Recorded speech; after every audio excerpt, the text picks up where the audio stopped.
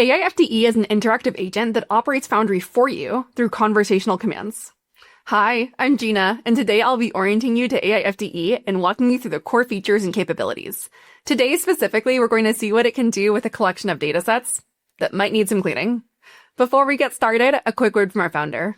Discover how Palantir customers unlock more value from Foundry and AIP thanks to our live instructor-led trainings. We are Ontologize, a group of former Palantir engineers who love teaching. We've trained thousands of Palantir users at leading organizations around the world. Unlock the full potential of your Palantir deployment by going to ontologize.com. To start out, you're going to need some sort of data or some sort of resource that you're interested in using AI FDE with. In this case, I have some data sets on a climbing gym. These are data sets that capture the operations of some sort of notional climbing gym. You're going to access AI FDE from anywhere by hitting Control-J and searching for AI FDE. You know you're looking at the right thing when you see this little diamond. Click on AI FDE. Here we are in AI FDE. Let's focus our attention on the bottom part of the screen. So again, AI FDE is a conversational agent that operates in Foundry for you. That means it can build pipelines, it can design and build an ontology, it can build apps, it can write functions. There are a ton of different things it does. So let's discuss how it does those things. First is it has access to tools. Tools are actually what allows it to do things throughout the platform. It has many, many different tools. There are currently 183 tools and counting. So these are all the capabilities, all the things it can do. You'll see a lot of different tools here. The core ones are things with datasets, global branching, ontology schedules. It can do code editing, AIP logic functions, authoring. It can work with code repositories and code workspaces, even Contour, Pipeline Builder, and Workshop. And then there's a bunch of other miscellaneous tools for specialized things that you might need to do. Again, this is a growing number of capabilities. So those are the tools. Those are what allow it to actually do things. The other important piece of AI FDE is the context. So the context refers to the information that you pass into the model to ground its response. Context plays a few different roles here. If you want AI FDE to be doing work in a certain project or work using different object types, it's going to have a much easier time finding them if you actually put that project or that folder in the context window. For the context, you can add in folders and projects, data sets, code repositories, contour analyses. Ontology, so ontologies, objects, action types, interfaces, object types. You can add in functions. You can also add in permissions. There's even more here. You can upload media set items, also add in data sources, egress policies, certificates. So again, context here really serves two purposes. One is showing it where to look if it needs some sort of information to do its job. The second role is if you want it to do something for you, it normally needs a place to do it. And so if we're doing something like writing a code repository, it needs to have some sort of place to do it. And you would be specifying the destination folder or repository, for instance, using the context. Here, you can also manually create branches. So AI FDE does not do things on the main branch. It's always going to make a global branch in tools where that's available, or a local branch in tools where global branching is not supported. And lastly, you can also paste in some URLs. So here you can choose from different models that are available on your enrollment. You can choose between modes such as automatic thinking, low thinking, medium thinking, high thinking, or disable thinking entirely. You can also record audio if you want to dictate, and that's where you send your message. So at this point, we have covered context, we have covered the general modeling things, and we've also covered tools. Let's hone in on the idea of tools. When you have 183 and counting tools, how do you figure out which tools you need to accomplish what you want to do? The answer is you don't really have to think about that. Here's why. AI FDE has something called modes. You can think of modes as different bundles of tools. So all of these modes are different bundles of tools that allow it to do these things. Let's go through the different modes that you have. First of all, you have generate plan, which is a sub-agent. So a sub-agent is an AI agent that gets called by another agent. can think of that as the orchestrator, to handle a specific piece of work. Sub-agents allow you to keep things nice and focused. So this is an autonomous unit. The orchestrator is not telling it how to do the task. The sub-agent is going to reason through things independently.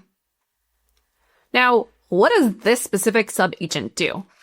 You can think of the generate plan sub-agent as the agent's reasoning step.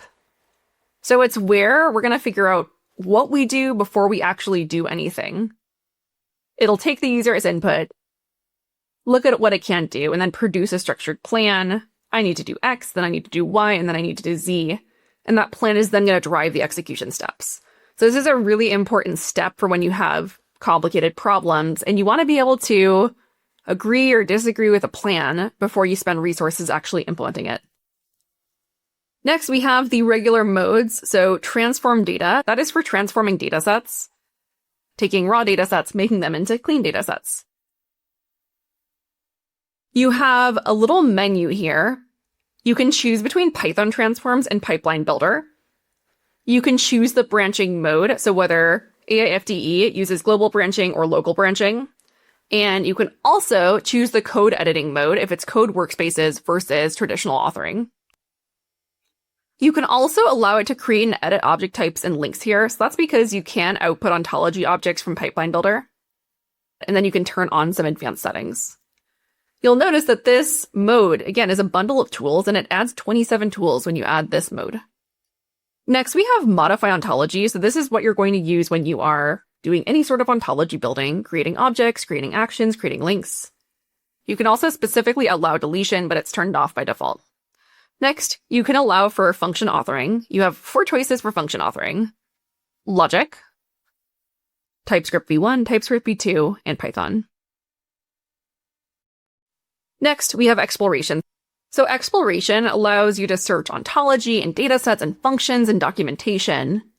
Exploration is often used in many different workflows. So for example, if you want to author a function, typically there's going to be an exploration mode activated so that the agent can figure out what objects exist, how they're related to each other, what they mean.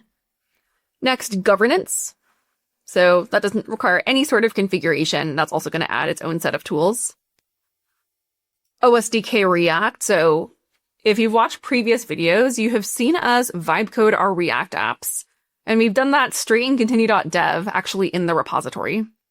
The difference between building a React app from AI FDE versus spinning up a repository yourself and using continue.dev to vibe code it, or even writing the code by hand, is really how close you are to the process. So really, how much do you want to be involved in the development process? Lastly, we have machine learning. So you can use Model Studio, or you can take a pro code approach, and that's going to add its 37 tools. Something to consider is that AI FDE really does support human-agent collaboration. Once it creates things, they're not off limits for you to edit and work with on your own. So when it creates resources, if they're exactly what you need, you can leave them as is, use them. If it's not exactly what you need, first of all, you can keep iterating with AI FDE, but the resources that it creates for you are regular old resources, just like the ones that you would create yourself. And you're perfectly capable of going in, doing your own bits of surgery there, whatever you need to get the endpoint that you want. So now that we have gone over the high-level features of AI FDE, today we're going to be starting with transform data. Now, oftentimes, you can specifically select a mode, and that's how you're going to work. Other times, if you ask a question, AI FDE will typically pick the mode for you, and over the course of its execution, it might actually choose multiple modes. Let's see that in practice. In this example, I have a folder of data sets that might need some cleaning. Maybe I want to have some understanding of what they mean, how they could relate to each other, and understand the cleaning steps that need to be done.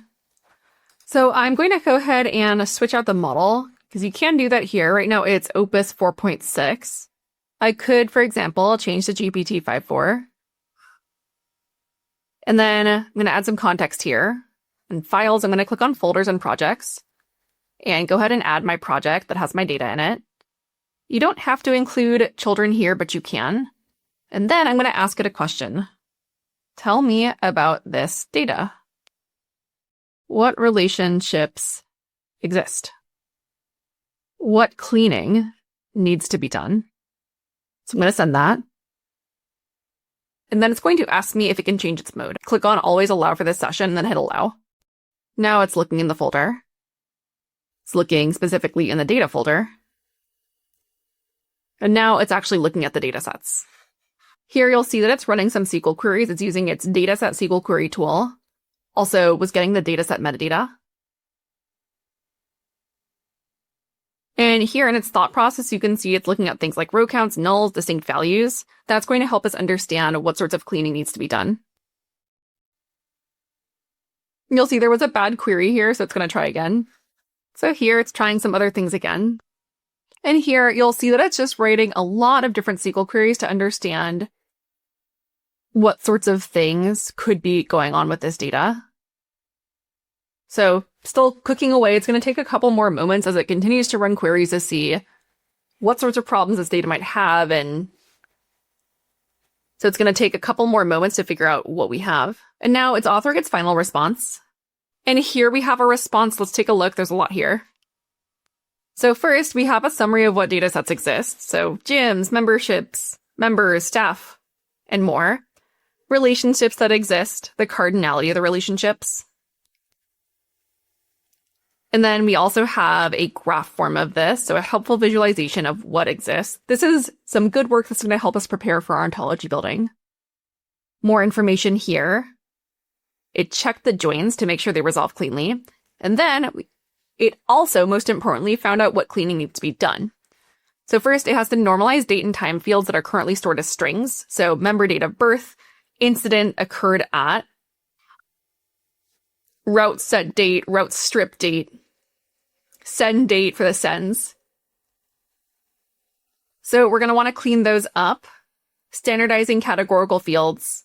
So it looks like we have some casing issues here. Red point, red point, red point. More issues here. So it did find all of the case inconsistent values. Mixed schemes.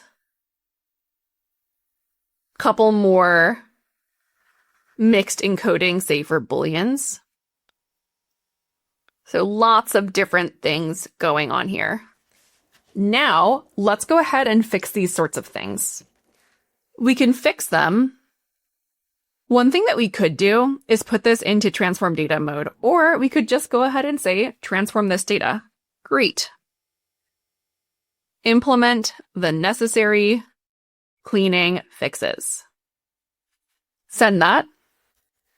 And then it's going to switch modes. It's going to switch into pipelining mode. So it tried to change the mode, had an issue. It's going to try again. So it changed the mode to transform data, and it defaulted to Python transform. So it's going to be writing code for me. And you'll also see that it found the folder in my project where I want it to write the code. So because it had the full project in its context, it looked through that, found the code folder, thought that was a good place to write some code. And you'll see it's going to make a branch. So generally, AI FDE uses global branching when it's available, and it is available for code repositories for transforming data. And so I'm going to allow it to create the global branch.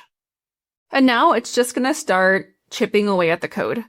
You might have to keep an eye on this because it's going to ask your approval to do certain things like this. So for example, to create a code repository. So just make sure you're keeping an eye on it and clicking allow when it asks you to do things.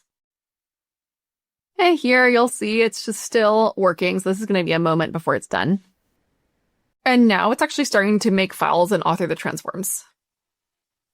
And you'll see that it's parallelized a couple of things. It's previewing some outputs here. And it's just still working on a couple more previews. So this right now we have members and clean memberships, clean gyms, and it's still going. Let's give it a couple more moments. And we have a couple more clean data sets getting previewed. And now you'll see that it's on to something else. So now it's going to commit its changes, and then it's going to run the checks. So remember, all code repositories run checks to make sure that the authored code will be able to run. So these are your CI/CD checks. And if we want to actually take a peek at what it built for us, if you click on this branch right here, that is going to take us to the branch. We can see that the checks were created. The checks are currently running. You can also take a look at the code. And then we can see some clean.py. There's a lot of different maps here, so that's how we're handling those messy values. So lots of functions here. And then we have the actual code. Personally, when I'm writing code, I'm normally going to separate these out into different files, but looks like that is how AI FDE did it. If it works, it works.